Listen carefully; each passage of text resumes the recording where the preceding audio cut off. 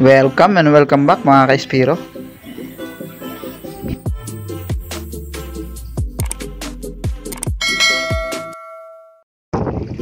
At syempre, another day for another dive.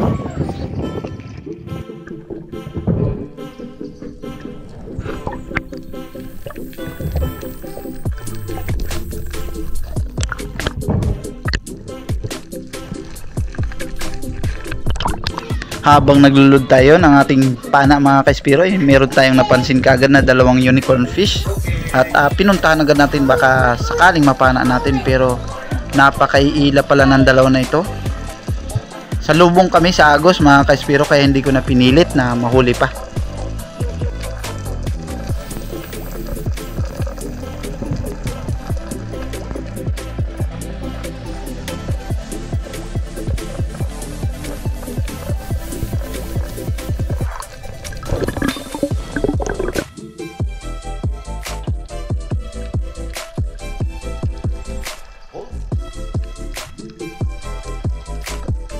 Another dive at mayroon tayong nakitang oriental sweet lips, pero dahil nga sanay na sila na palaging may naglalangoy dito ng mga tao, kaya halos may ilap na lahat ng mga isda dito, mga territorial. Pero ang hunting sana natin dito ay yung mga pelagic.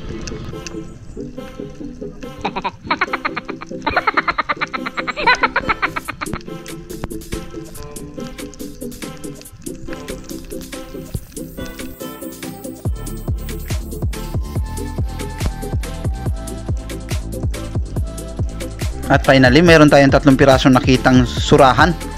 At full force na ang ginawa natin dito dahil wala nang agos.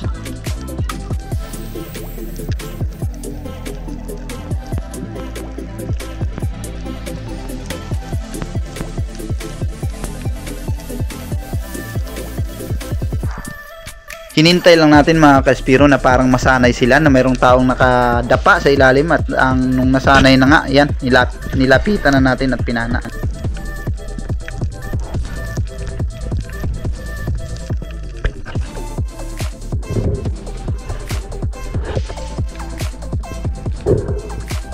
Alanganin pa ang tama, muntikan pang hindi na sa pool, pero pasalamat na lang din tayo at nahuli pa natin.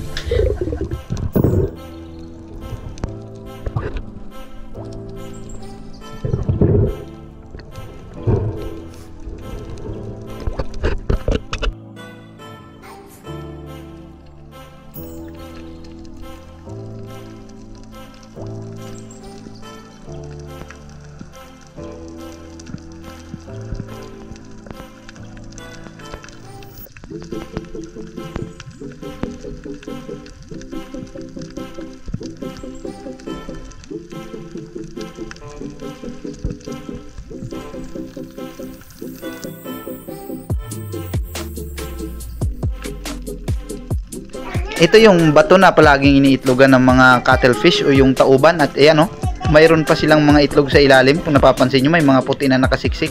Ayan po ang itlog ng tauban o cuttlefish sa mga hindi po nakakaalam.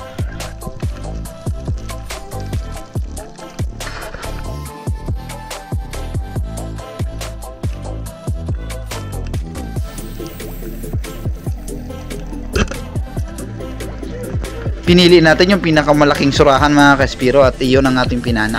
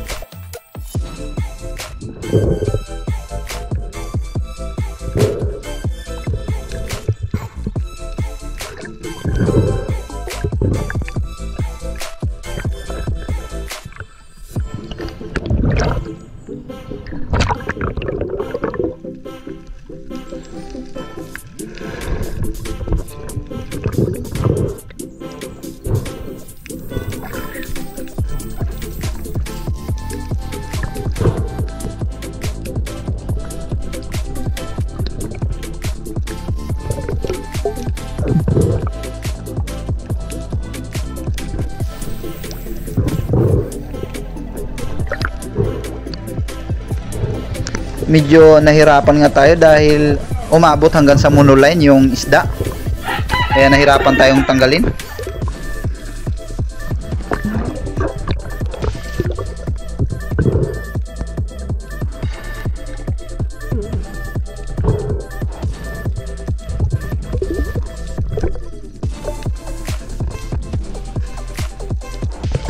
Ganyan ko lang po pinapatay ang isda, tinutusok ko lang ang mata.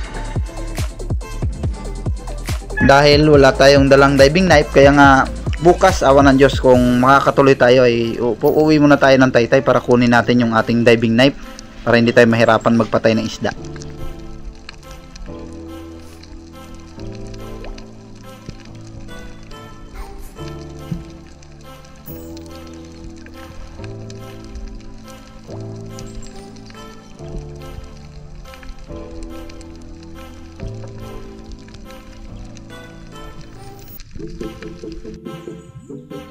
Ang dami sanang mga suran, mga kaspiro. Kaya lang nahirapan tayong maghuli dahil napakaiilap.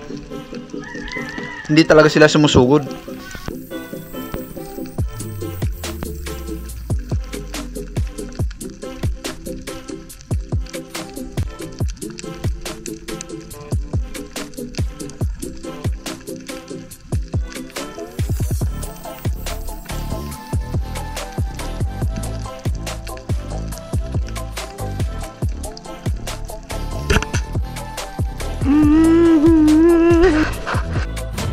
Buti na lang mga kaspiro ay nakahuli si Kuya Abo ng tauban doon sa pinakita natin kaninang itlogan ng tauban na panaan niya ng isang piraso na nagtimbang ng 3.8 mga kaspiro, 220 ang kilo, kaya okay na.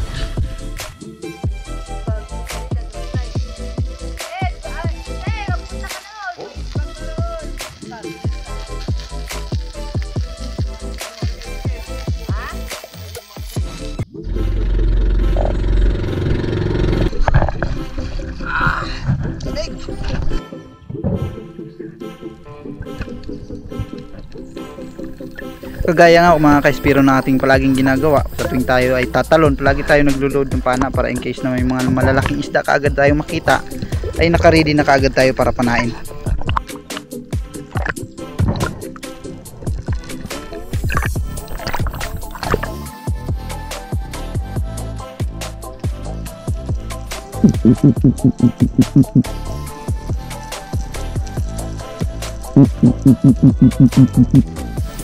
First dive ito mga kaspiro, unang lubog natin sa ilalim ng dagat, at syempre kadalasan na talagang lumalapit ang mga isda kapag nagpifish call tayo. Pero sa kasamaang palad parang walang mga badlon dahil kalmado masyado itong malapad na isda. Yung tinatawag namin na bayang, kasi kadalasan kapag meron parang takot sila o kaya mabibilis kumilos.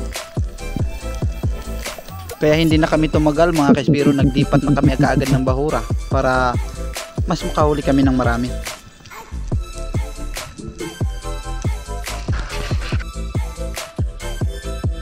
Hindi ako nakapag-sit up dito mga kaspiro ng ating kamera dahil mabilis ang pangyayari, biglang dumaan na lang ang badlon at saka hinabol na lang natin nung napana ko bago ko na lang po na videohan.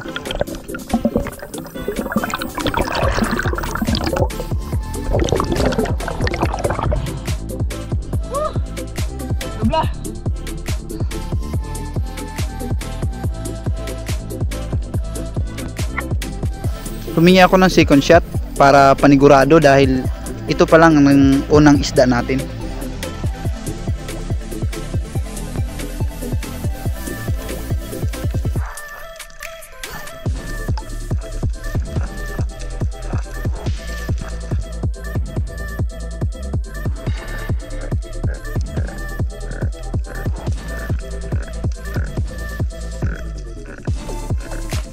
Another dive mga kaspiro sa pagbabaka sakaling baka meron pa siyang kasama at mahuli pa natin.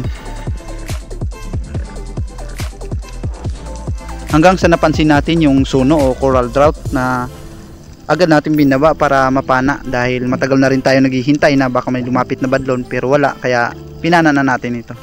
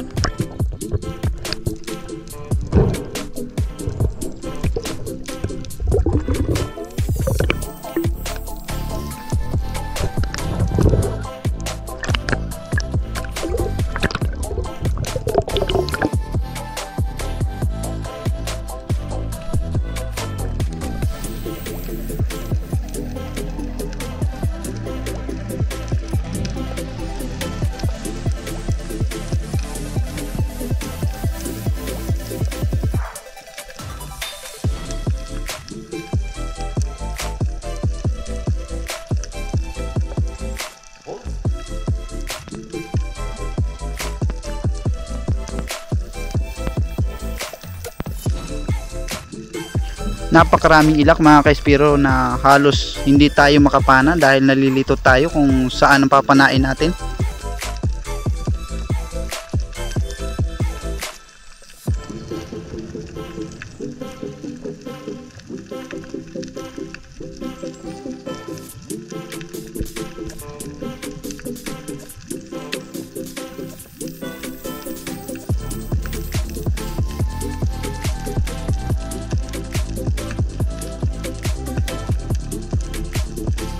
Para sa mga kapwa ko local Spiro ay kailangan nating mag-focus sa iisang target lang para hindi tayo nalilito.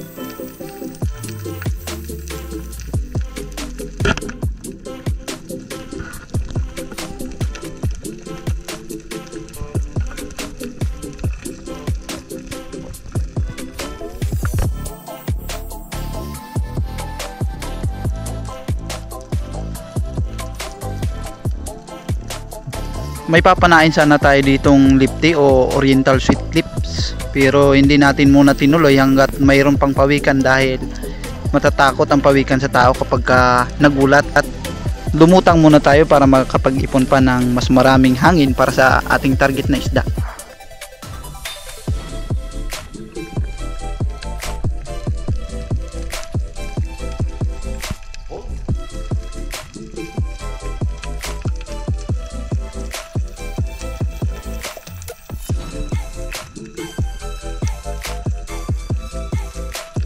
Pwede na sana natin panain mga ka-Spiro yung isang lipte para sa isang long shot, pero hinintay pa natin dahil may mas malaki pang kasama.